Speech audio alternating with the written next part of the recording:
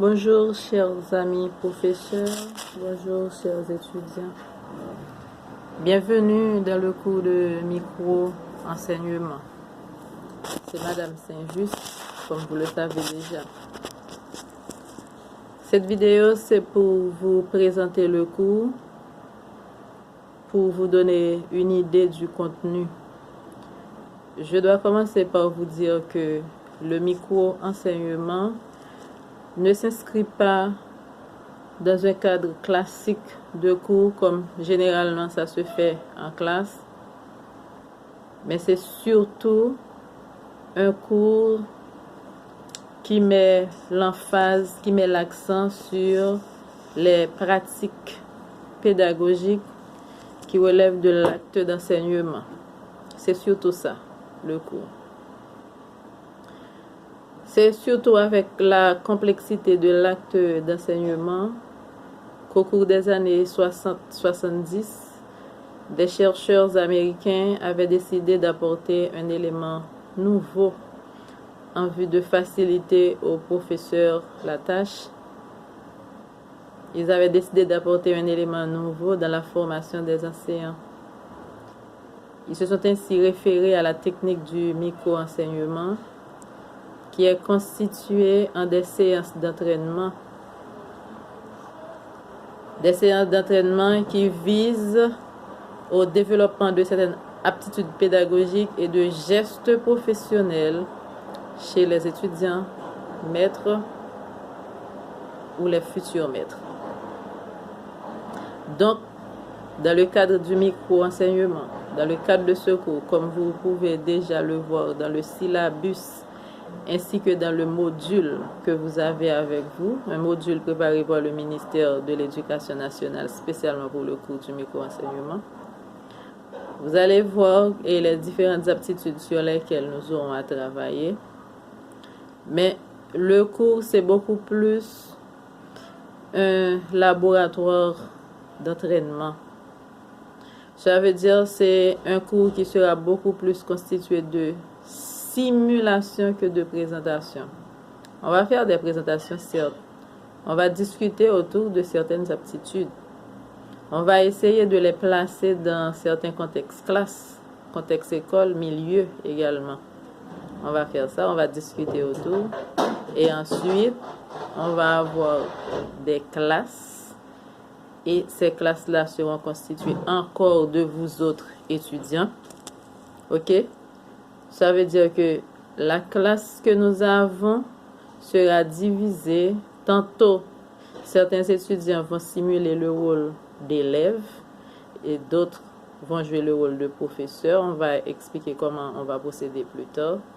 Mais pour le moment, c'est ça. C'est un cours basé surtout sur la simulation parce que c'est un cours qui se fait, vous pouvez le lire dans le module également, dans le syllabus aussi, en 3 étapes. Premièrement, c'est la caractérisation et la construction des aptitudes pédagogiques desquelles nous venons de parler tout à l'heure. Les aptitudes, une fois débattues, maintenant, c'est l'entraînement.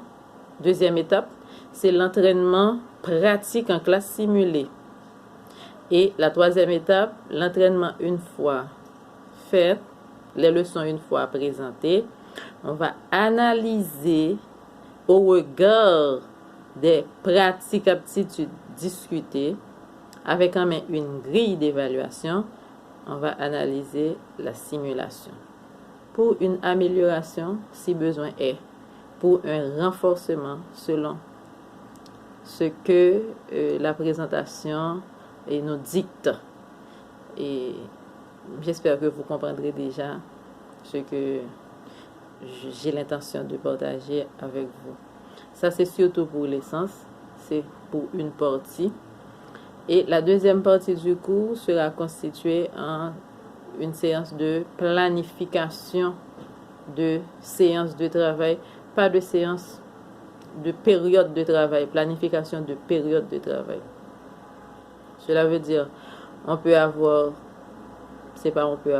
le professeur est en situation tous les jours de préparer des séances de leçons, mais ces séances-là peuvent se dérouler sur une période bien déterminée Maintenant, on planifie pour la période en tenant compte de plusieurs éléments.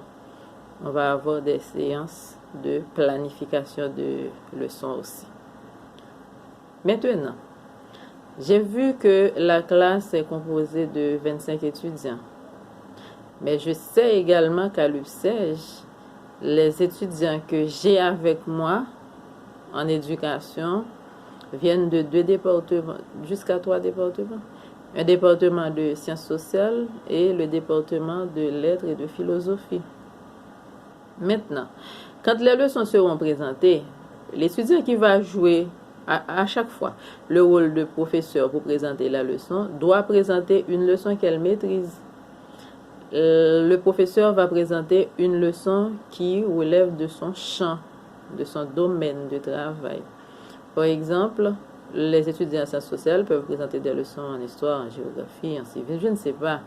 Ok? Les étudiants en philosophie vont faire de même dans leur domaine.